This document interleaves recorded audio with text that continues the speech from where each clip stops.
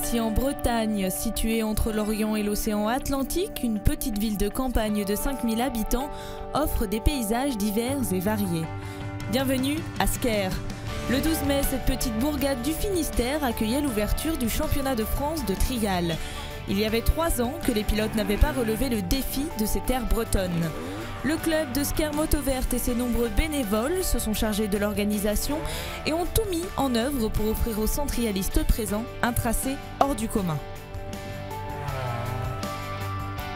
C'est environ 6 mois de travail pour préparer toute cette épreuve avec des gros moyens pour évidemment augmenter un petit peu les difficultés.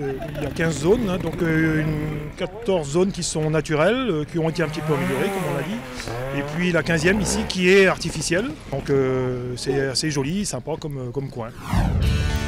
De nombreux spectateurs se sont donné rendez-vous pour assister à cette première manche, et ce malgré un soleil très timide et une météo capricieuse.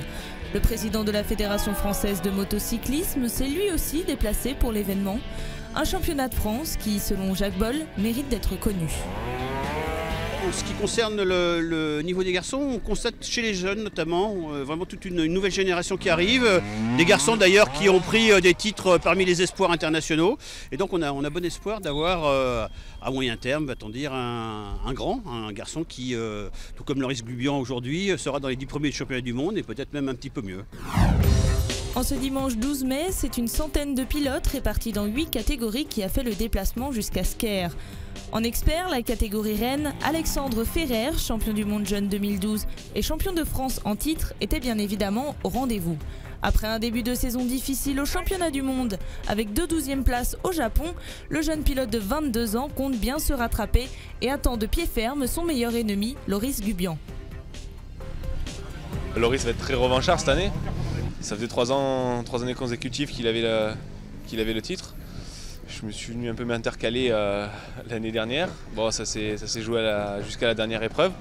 Ça n'a pas été facile, ça a été une très très grosse bagarre tout au long de l'année. On s'est vraiment éclaté, il y a eu un très très bon duel.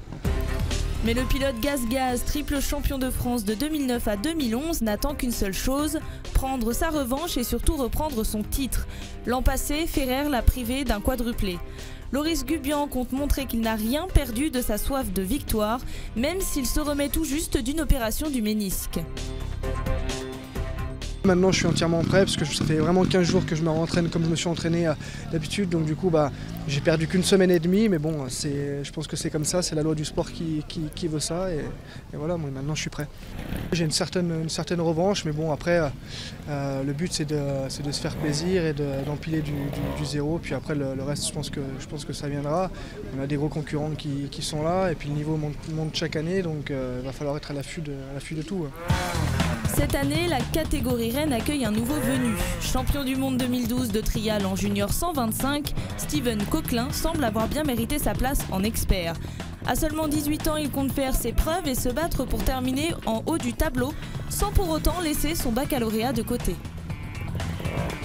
Pour moi, c'est un peu un grand cap, parce que en fait, quand on est gosse, on regarde tous ces experts passer. Et là maintenant, 18 ans, je suis dans la catégorie expert, donc c'est la plus haute. C'est un aboutissement un peu des entraînements que j'ai fait depuis que je suis petit. Mais après, je vais plutôt être spectateur cette année en apprentissage parce que je suis lycéen à Draguignan. Et cette année, c'est les études avant tout, donc notamment mon bac en fin d'année. C'est une course très mouvementée à laquelle les nombreux spectateurs ont pu assister.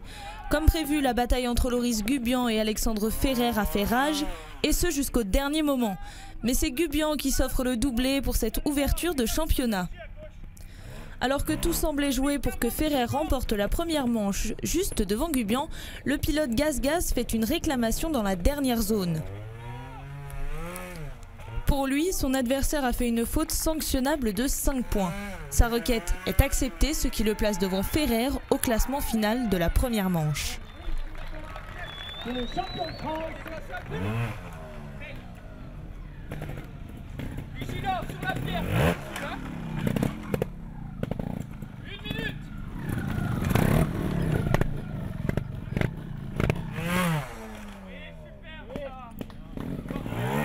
Un changement qui a peut-être perturbé Alexandre Ferrer dans la seconde manche. Lui qui ne comptait que 2 fautes avant la sanction termine cette fois avec 18 erreurs, ce qui le place en 4e position, alors que Gubian finit premier avec seulement 10 fautes au compteur.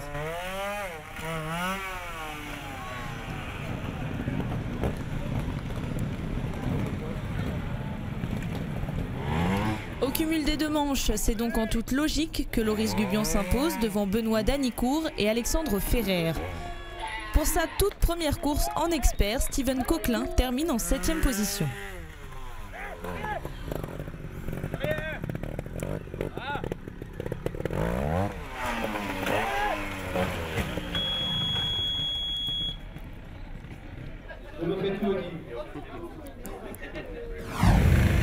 En catégorie senior 1, Quentin Carle de Codenberg n'a qu'un seul objectif, un doublé. Le jeune trialiste compte mettre la France mais aussi le monde à ses pieds. Cette année, il a même intégré l'équipe de France Espoir, ce qui le récompense de ses bons résultats, lui qui a remporté les titres de champion de France Open et Espoir la saison passée. Je suis content d'y être parce que j'ai travaillé très dur pour y arriver. Et même le privilège de dire voilà, je suis en équipe de France, vraiment ça me... Ouais, je suis content, franchement je suis très content. Là j'ai commencé le championnat du monde au Japon et j'espérais bien être champion du monde. Et là on va commencer le championnat de France, j'espère être champion de France S1 et on verra bien ce que ça donne. Quentin Carle de Codenberg remporte la première manche mais laisse la seconde au pilote Cherko Benoît Bincaz à égalité avec Martin Pochet. Allez Quentin! Oui! Oui!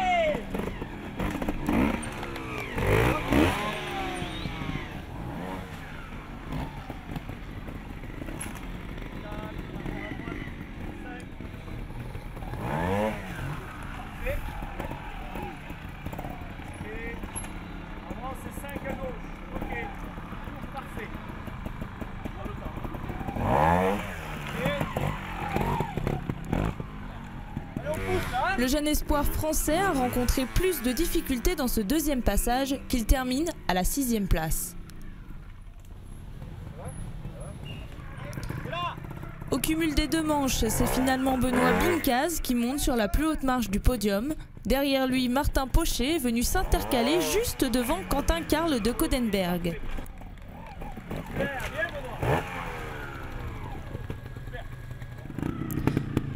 Un très beau spectacle offert par les seniors 1 au public.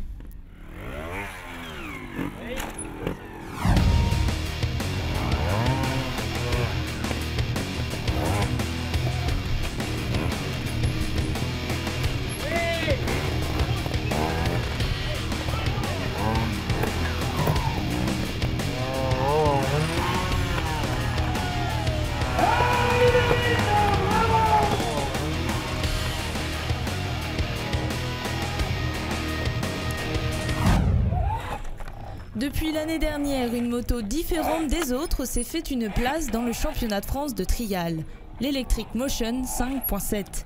Comme son nom l'indique, c'est une machine entièrement électrique. Elle roule au milieu des autres et n'a pas de catégorie à part entière.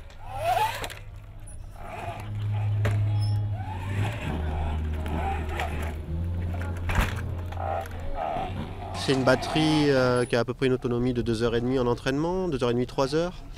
Le poids de la moto est à peu près similaire à un 2,5-4 temps quand on était en 4 temps sur des trials, donc on est aux alentours de 72 kg. On a 4 modes sur la moto qui se changent très rapidement parce que c'est accessible avec un bouton. Donc on a un mode initiation qui permet de faire rouler son enfant de 12-14 ans dessus, lui apprendre la moto jusqu'au niveau de Bastien. Avec 2 podiums à son actif en 2012, Bastien Yette, le pilote senior 2, ne doute pas des capacités de sa machine. On a beaucoup plus de couples avec une puissance inférieure. Ensuite, il y a plus de possibilités au niveau des paramétrages, tout ça. Donc on arrive à avoir une moto pour différents types de terrains et différents types de niveaux. Donc là-dessus on joue énormément et au final on arrive à adapter les courbes de puissance moteur, tout ça. Donc ça se rapproche du pilotage avec une machine normale, mais il y a quand même des petits trucs à faire en plus. Même si l'Electric Motion se fait discrète par son silence, Jacques Boll, le président de la FFM, l'a bien remarqué. Un concept qui l'intéresse énormément et qui, selon lui, a de l'avenir dans le trial. On constate que les motos électriques sont à l'aise en matière de trial, puisque l'an passé, eh bien, cette machine est montée sur le podium et donc ça démontre qu'elle est compétitive, à tel point d'ailleurs que certains garçons qui roulaient avec des motos thermiques en fin de saison ont un peu contesté le fait que la moto électrique roulait avec eux, parce que d'après eux, elle était avantagée. Il se pourrait même qu'un jour, la moto électrique ait le droit à sa propre catégorie. Alors pour l'instant, il y a encore des problèmes de coûts, etc. C'est pas tout simple, mais je pense que, en tout cas, la fédération est très favorable à cela, parce que je pense que l'électrique, c'est vraiment quelque chose qui s'intégrerait bien dans la compétition de trial, et on aurait l'avantage d'avoir plus aucun bruit. Et le bruit est pas autant c'est une composante indispensable en motocross ou en vitesse, autant je pense que c'est pas indispensable en trial, puisque c'est essentiellement sur l'adresse que l'on juge les compétiteurs. Donc je pense qu'une machine de trial, des motos de trial, serait tout à fait adaptée à cette discipline. Le spectacle était donc bien au rendez-vous en ce dimanche 12 mai à Sker. Les 100 pilotes présents ont ravi le public et ont montré leur motivation pour bien débuter ce championnat de France.